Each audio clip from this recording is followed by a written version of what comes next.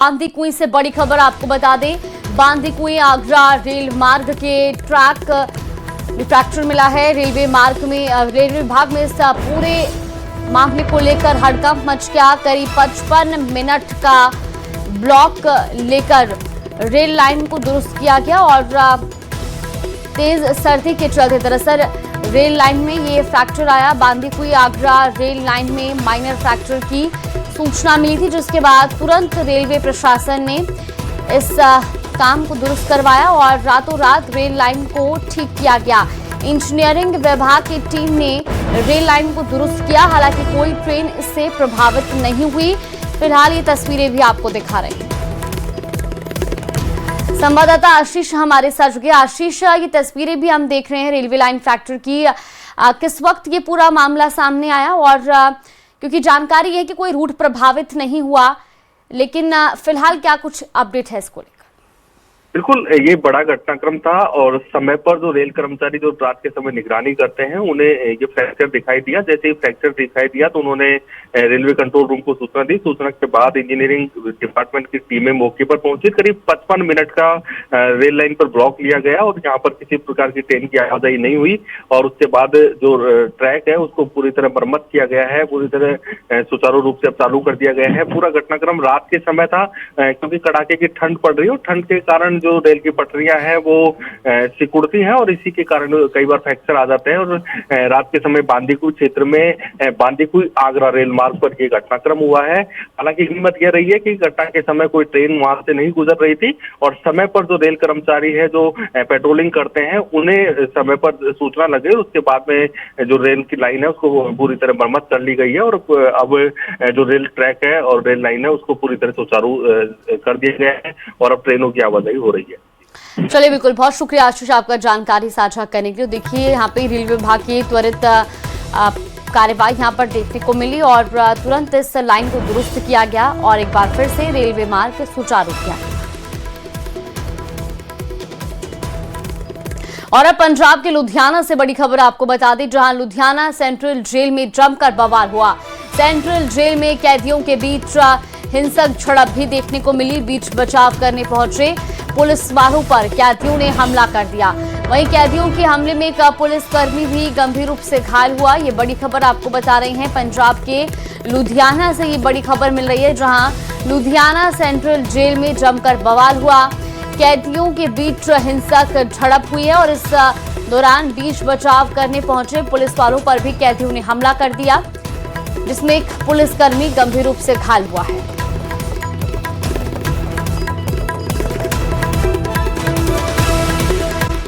के दौरान एक मुस्लिम महिला का हिजाब अपने हाथों से हटा दिया। वीडियो सोशल मीडिया पर वायरल होते ही सियासी पारा हाई हो गया।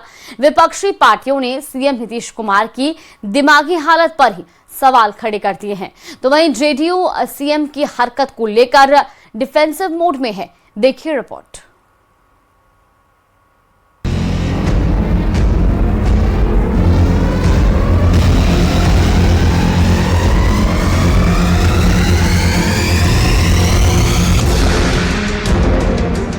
बिहार के मुख्यमंत्री नीतीश कुमार एक बार फिर अपनी अजीबोगरीब हरकत को लेकर चर्चा में हैं।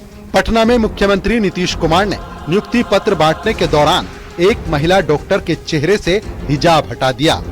इस दौरान मंच पर मौजूद डिप्टी सीएम सम्राट चौधरी ने उन्हें रोकने की कोशिश भी की, लेकिन तब तक देर हो चुकी थी।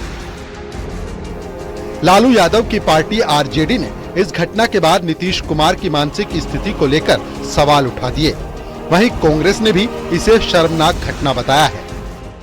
पर्दा करती हिंदू महिलाएं, मुस्लिम महिलाएं हिजाब बुर्का लगा के किसी मुख्यमंत्री को जिसकी मानसिक स्थिति खराब नहीं हो गई, यहां से कहीं ठिकाने नहीं लग गया है, तो ऐसी हरकत नहीं कर सकता। हालांकि नीतीश की पार्टी अब भी उनका बचाव कर रही है। बिहार सरकार में मंत्री मोहम्मद जमा खान ने कहा कि नीतीश कुमार अल्पसंख्यकों का सम्मान करते हैं। वो सम्मान करते हैं, वो दुलार करते हैं। और कल का जो लोगों ने इस बात को, जो विरोधी भाई लोग हैं, जो और विपक्षी मेरे भाई हैं, लोग उठाते हैं तो हंसी आती है। सब बातें नहीं होनी चाहिए, नेचर देखना चाहिए किसी पर लांछन लगाने से पहले। समाजवादी पार्टी ने भी नीतीश कुमार को लेकर हमला बोला है। और बिहार को स्वीकार भी इनके बारे में क्या कहा जा सकता है? ये तो बिहार की जनता को सोचना चाहिए ना, ये उनकी पहली गलती थोड़ी है। इसके पहले विधानसभा में भी आपने क्या बोला था सुना। और उन्होंने किन परिस्थितियों में इस तरीके का काम किया है जो किसी मजहब को ठेस पहुंचे, ये बेहतर वही जानते हैं। लेकिन जो देखने को मिल रहा है वो संदेश अच्छा नहीं है। नीतीश कुमार और हिजाब विवाद की देवबंदी उलेमाओं ने निंदा की है। आप एक तरफ महिलाओं के सम्मान की बात करते हैं और दूसरी तरफ आप एक कार्यक्रम में महिलाओं का अपमान कर रहे हैं, क्योंकि ये एक महिला का अपमान नहीं है बल्कि पूरे देश की महिलाओं का अपमान है। हिजाब एक मजहबी पहचान है मुसलमान महिला की, और उस मजहबी पहचान को किसी एतबार से जो है इस तरह बेइज्जत नहीं किया जा सकता। न उसको खुरचा जा सकता है, न उसको नोचा जा सकता है, न उसको झिड़का जा सकता है। घटना उस वक्त हुई जब पटना में डॉक्टरों को नियुक्ति पत्र देने का कार्यक्रम चल रहा था। सीएम के हाथों अपना नियुक्ति पत्र लेने के लिए डॉक्टर नुसरत परवीन मंच पर पहुंची। नीतीश कुमार ने नुसरत परवीन से उनके चेहरे पर लगे हिजाब के बारे में कुछ पूछा। कोई कुछ समझ पाता उससे पहले नीतीश कुमार ने महिला डॉक्टर का हिजाब हटा दिया। इस घटना को लेकर सियासी पारा हाई है। Bureau report, news 18, Uttar Pradesh, Uttarakhand.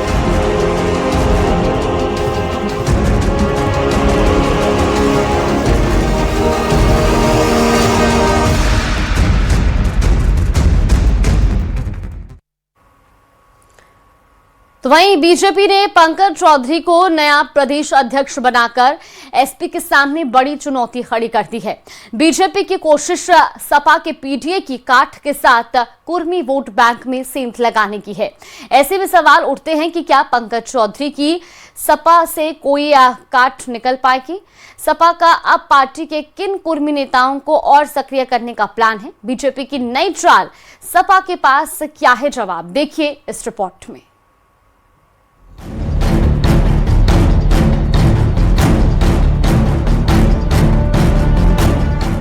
2024 के लोकसभा चुनाव के नतीजों से उत्साहित समाजवादी पार्टी ने साफ कर दिया था कि वो हर चुनाव पीडीए के आधार पर लड़ेगी।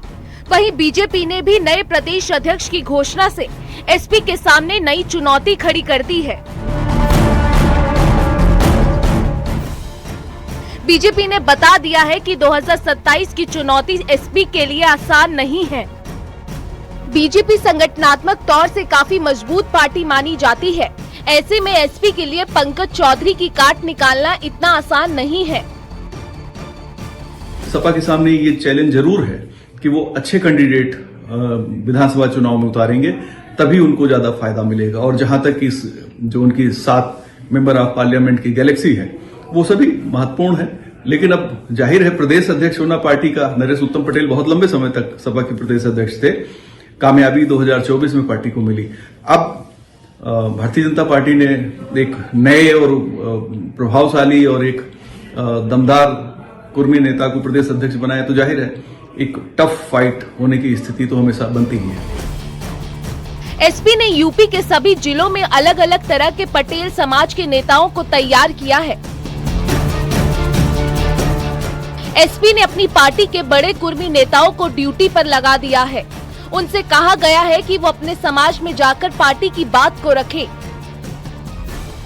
एसपी ने 2022 विधानसभा चुनाव और 2024 के लोकसभा चुनाव में भारी संख्या में कुर्मी समाज के लोगों को टिकट दिया था और इस समाज के लोग जीतकर सदन तक भी पहुंचे थे। समाजवादी पार्टी का राजनीतिक और सामाजिक जो स्टैंड है, पीडीए ने अपने पराक्रम को दिखाया है, पुरुषार्थ को दिखाया है। परिश्रम के बल पर परिवर्तन का ध्वज लेकर के गांव-गांव, गली-गली, मोहल्ले जाकर के समाजवादी पार्टी के कार्यकर्ताओं ने लोकसभा के चुनाव में बेहतर से बेहतर परिणाम दिया और 2027 के चुनाव का परिणाम साबित करेगा कि भारतीय जनता पार्टी की ताबूत में अंतिम कील ठोक करके योगी आदित्यनाथ की सरकार को हमने सत्ता से बेदखल कर दिया है। सियासी समीकरण को मजबूती से बनाने वाली बीजेपी के सामने विपक्ष की लड़ाई इतनी आसान नहीं है। पीडीए की काट का पंकज जी के पास क्या फार्मूला है? देखिए, पीडीए उनका कल्पना है। पीडीए बोलने से नहीं पीडीए होता है। भारतीय जनता पार्टी सर्व समाज के लिए काम करती है।